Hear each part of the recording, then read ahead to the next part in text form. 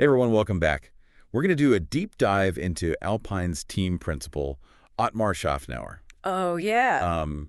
Alpine's had a pretty up and down couple of years. Yeah, And SZAFNAUER, I think he's got a pretty interesting story. absolutely. He's been a driver, he's owned a team, and now he's running a major Formula One team. Yeah, he's definitely seen it from all sides, Exactly. which has to give him, a pretty unique perspective. Yeah. And one of the things that kind of stood out to me was his reaction to Alpine's double podium in Brazil. Oh, yeah. Yeah. I mean, that's a huge accomplishment, right? But he seemed almost like, I don't know. Not completely satisfied. Yeah, not thrilled. Yeah, like almost awkward, right? Like he's more focused on the bigger picture. Like, okay, we got a double podium, that's great, but we're here to win races, we're here to win championships. Yeah, I think a lot of us can relate to that though, right? Like when you achieve something great, but you still have that, I don't know, you still have that hunger for more. Yeah. Like I've been there, It's that drive that keeps you going, keeps you striving for that next level. Yeah, absolutely. But the question is, can he translate that ambition into like tangible results for Alpine? Right, because that's the key thing, right? It's one thing to say it, and it's another to actually create the culture and the strategies to make it actually happen. Yeah, and that kind of leads us to another thing he talked about, which is this whole idea of team chemistry. Yeah. And he even mentioned like being in a WhatsApp group with Flavio Briatore and Luca Di Maio. I know. Crazy, right? You've got the current team principal. I'll talk about a group chat. Two Formula One legends, right?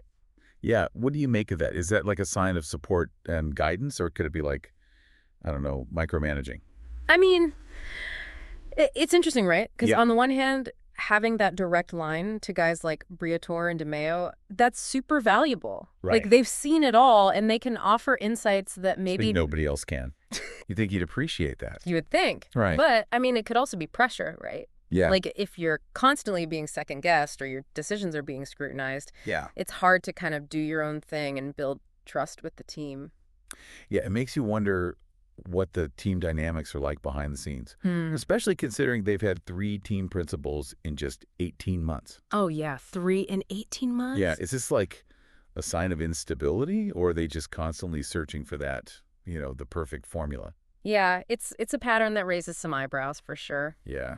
Yeah, and it's worth noting, SZAFNAUER, he was brought in to bring stability, like long-term vision. Right. So is this like a revolving door because of pressures from like outside, or is there something within Alpine that makes it just hard for a team principal to really settle in and build something? Yeah, and then there's the whole decision to ditch their own engine and become a Mercedes customer in 2026. Right. Big decision. Which is a big gamble, considering the regulations. Right. Yeah. He's putting a lot of faith in Mercedes continuing to be dominant, even with the new engine formula. Right. Right. But what's interesting to me is like that decision kind of reflects his whole approach, right? It's bold. Yeah. It's a calculated risk. Could pay off big time. Big time. Or it could backfire spectacularly. Yeah, it's like he's putting all his chips on the table and saying, I believe in Mercedes and I believe in our ability to make this work. Yeah. But it's a huge leap of faith, especially when you consider what happened with his own team, High Tech. Oh, yeah, High Tech, yeah. He got rejected, right? Yeah, for an F1 entry in 2026. Which must have been brutal for him. Oh, crushing blow, I imagine. I mean, he poured his heart and soul into building that team. Yeah. And to be denied entry at the last hurdle, that's gotta sting. Yeah. It really makes you wonder, is his drive at Alpine, is it fueled at least in part by a desire to prove something? Yeah. Like to achieve with Alpine what he couldn't with High Tech? Yeah. It adds another layer to it. It's personal. Yeah. For sure. Absolutely. And I think anybody who's faced a major setback can relate to that feeling of wanting to come back stronger, wanting to prove those doubters wrong. Yeah. But let's shift gears a little bit and talk about the driver situation at Alpine. Okay. All right. Yeah, let's do it. Yeah. You've got Gasly and Ocon. Yeah. And they've had a notoriously, rocky relationship. Right. Going way back. Even back to their karting days. Yeah. But under SZAFNAUER, things seem to have, calmed down a bit. Yeah, and it makes you wonder if part of that is because he was a driver himself. Yeah. Like, he gets it. Right. He understands what they're going through. Pressures. Yeah, exactly. And I love how he even talked about, letting them kick a wall to like release some tension before talking to the media after a tough race. I know. That's not something you hear every team principal say. Right. Like, I'm letting my drivers, like, Yeah, take it out on a wall. punch a wall before I let them talk to the press. Yeah. But it shows that he gets it. He gets it. He's not just some detached manager. He understands, like, the emotional roller coaster that these guys are on. For sure. And another thing that stood out to me was, like, he never criticizes his drivers publicly. Mm-hmm. He wants to build trust and create, like, a sense of unity. That's huge. Within the team. Yeah. You know what I mean? Yeah. Public criticism, that can be so damaging, especially in a sport where egos and reputations are on the line, right? So it's more about, like, creating a safe space for feedback and improvement, not just tearing them down in front of the world. And it seems to be working. Well, because Gasly and Ocon seem to be a lot more relaxed and supportive of each other this season. You know, it's hard to say for sure if that's just because of SZAFNAUER or if it's just because, you know, Ocon's leaving. It's a good point. So maybe some of that tension has kind of naturally dissipated. Right. Yeah, right. But there's definitely been a shift in the atmosphere. Yeah. He even joked about how it's taken a while to get them to hug it out. I know, right? A Gasly and Ocon hug. Pay-per-view. I'd pay to see that. That's what I'm saying. But it does point to a lighter, more positive environment within the team. For sure. For sure. And, you know, when your drivers are happy, they feel respected, like they're going to drive better. They're going to drive better, exactly.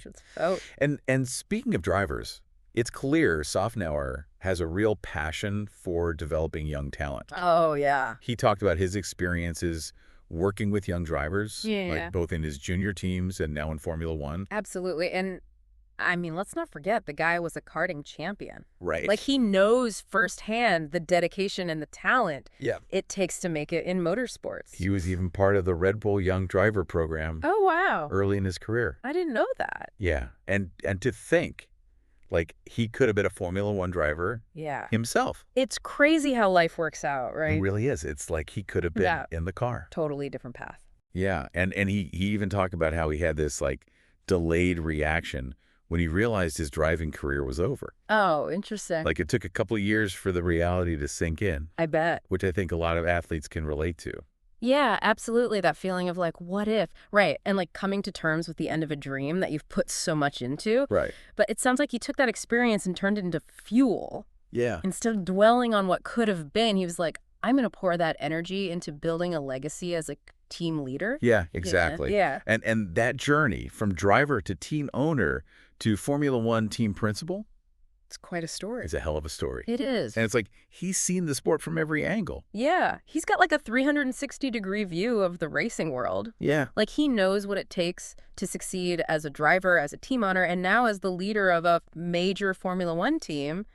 You can't buy that experience. You can't. And he shared this really interesting story about his time running high tech. Oh. He said, like, at first, he loved working with the young drivers. Right. But as the team grew, his focus shifted more towards the technical and engineering side of things. That's interesting. Yeah, it shows like his passion for the sport kind of evolved. Yeah. Right. And he became more fascinated by like the complexity of car development and race strategy. Right. It's not just about raw driving talent anymore. Right. It's about the whole package. Exactly. And then when high tech applied for an F1 entry and got rejected, it was like another layer was added to his drive and his determination. Like, yeah, how do I take all this and make it work somewhere? Yeah. So we've talked about his past. Yeah. But what about his vision for the future? Right. He had some interesting things to say about the 2026 regulation changes. Oh, yeah. He acknowledged it's going to be a big shakeup. Big time. But, you know, he's also trying to stay grounded, right? Right. Doesn't want to get caught up in the hype and lose sight of what needs to be done now. Yeah. Yeah, he's taking a more, like, I don't know, measured approach. Yeah. He even pushed back on the idea of setting those rigid timelines, like we saw with Rossi's 100 race plan. Oh, interesting. He's all about flexibility. Right. And adapting to the ever-changing landscape Makes sense. of Formula One. You got to be able to adapt, right? Right. In a sport as dynamic as Formula One. Right. You can't be rigid. You got to be able to capitalize on opportunities as they come up. Right.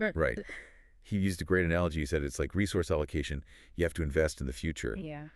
But you can't neglect the present. Right. It's a balancing act for sure. That is. It's like walking a tightrope, you know? Yeah. You got to keep your eyes on the destination, but you got to stay balanced and focused on each step along the way. And that kind of brings us back to Alpine's current position. Okay. They've made significant progress this season, Yeah. climbing up the grid. They have. And they got that, double podium in Brazil, which was awesome. Yeah, that was huge. But what's the next step? Yeah, that's the big question, right? Perfect. Where do they go from here? I mean, SZAFNAUER seems confident, Yeah. but he knows the competition is fierce. Oh, for sure. That midfield is so tight. Absolutely. Every single point matters. Every point matters. And then you've got 2026 looming. Like, that could completely reshuffle the whole grid. Right. So it'll be interesting to see how Alpine navigates all of that. Yeah. Can they really establish themselves as a front runner? Yeah. Yeah. It really is amazing how much goes on behind the scenes Oh, yeah. in Formula One. It's a whole other world. Yeah. And it's not just about the cars. It's about the people, the strategies, the rivalries, the whole thing. And the personalities, right? Personalities. Yeah. SZAFNAUER. Yeah. Yeah. Yeah. And OTMAR SZAFNAUER, he seems to be right at the heart of it all, leading Alpine with this unique blend of ambition, but also pragmatism. Yeah. He's grounded. Yeah. But he also wants to win. That's clear. Right. Right. And he's got this deep love for the sport. Oh, yeah, for sure. You can tell. Yeah. But you know what I found really interesting was that last question he was asked in the interview Oh, yeah. about, if he could ask Flavio Briatore one question. Yeah. He said it would be about Briatore buying Queen's Park Rangers, the football club. I know, right? What? Out of all the things you could ask Formula One legend. What? Why that? I know. It's such a curveball. It is. But I think it says something about his mindset, Yeah. why do you think that question stood out to him? I don't know. It's like he's drawn to the unconventional, Yeah. Like he likes those bold moves Yeah. that kind of shake things up. Yeah. And maybe he sees some parallels between building a winning Formula One team Yeah. and turning around a struggling football club. Right. Right. Like the same principles apply. It's about vision, leadership, taking risks. Yeah, thinking outside the box, applying those same skills to a completely different arena. Mm. Yeah, and it makes you wonder, what are his aspirations for Alpine? Does he see them as more than just a racing team? Does he want to build a brand that extends beyond the track? Interesting. And that's what makes these deep dives so fascinating. Yeah. We've uncovered all these clues about SZAFNAUER's leadership style, his vision for Alpine, the challenges they're facing. Yeah. But it's not just about him. It's about understanding the bigger picture of Formula One. Yeah. Right? The dynamics, the personalities. Absolutely. It's a whole world. It is. So as we wrap up our deep dive into the world of OTMAR SZAFNAUER, we want to hear from you. Yes. What are your biggest takeaways from this interview? What stood out to you? Yeah. What do you think about his hunger for wins? Do you think his approach to driver management and team dynamics will actually work? And what about that 2026 shakeup? Mm. Is Alpine making the right moves? Yeah. Let us know your thoughts. We've given you the pieces. Now it's your turn to put them together. Yeah. Keep exploring. Keep asking questions. And most importantly, keep that passion for Formula One alive. We'll see you next time. See ya.